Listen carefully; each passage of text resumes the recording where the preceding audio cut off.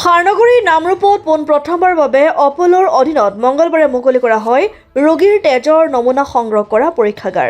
নামৰূপত তেজৰ পৰীক্ষাগাৰ অভাৱৰ বাবে 25-30 কিলোমিটাৰ নিলগৰ দুলীয়াজানত থকা নাহৰকটীয়াত তেজৰ নমুনা পৰীক্ষা কৰাবলগীয়া হৈছিল। সকলো ৰোগীৰ বাবে উপযোগী হোৱাকৈ নিৰ্মাণ কৰা অত্যাধুনিক পৰীক্ষাগাৰটো স্থাপন হোৱাত স্বত্বাধিকাৰী উদ্যমী যুৱতী অৰ্চনা দিহিঙাক ভূয়সী প্ৰশংসা কৰিছে বৃহত্তৰ নামৰূপ অঞ্চলৰ বৌদ্ধিক মহলৰ লগতে নামৰূপবাসী ৰাইজে। নাহৰকটীয়া সমষ্টিত আমি এপ'ল' ডায়েগনষ্টিক্সৰ এটা চেণ্টাৰ আমি ইয়াত শুভ উদ্বোধন কৰিবৰ কাৰণে সৌভাগ্য হ'ল আমাৰ। আৰু লগতে নামৰূপ অঞ্চলত স্পেচিয়েলি আমি নামৰূপ অঞ্চলত এই এপ'ল' ডায়েগনষ্টিক্সৰ ব্লাড কালেকশ্যন চেণ্টাৰটো আমি খুলিছোঁ।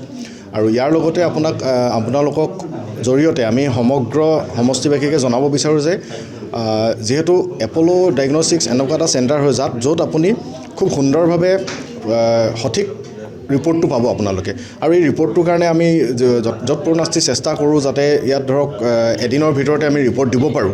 কাৰণ কি হয়, ইয়াত যিমানখিনি চেণ্টাৰ আছে তেওঁলোকৰ পৰা আমি গম পাইছোঁ যে তেওঁলোকে প্ৰায় 2-3 দিনৰ পিছতহে ৰিপৰ্টটো দিয়ে। গতিকে এজন ৰোগীয়ে যদি 2-3 দিন সময় অপেক্ষা কৰিব লগা হয় তো তাততো অকণমান অসুবিধাৰ সন্মুখীন হয়। আৰু লগতে আমাৰ এই চেণ্টাৰটোৰ যিগৰাকী স্বত্বাধিকাৰী তেখেতৰ লগতে তেখেতৰ দাদাস্বৰূপ আমাৰ সকলোৰে সন্মানীয় ডক্টৰ অজয় বৰুৱা ছাৰ ওতঃপ্ৰোতভাৱে জড়িত হৈ আছে।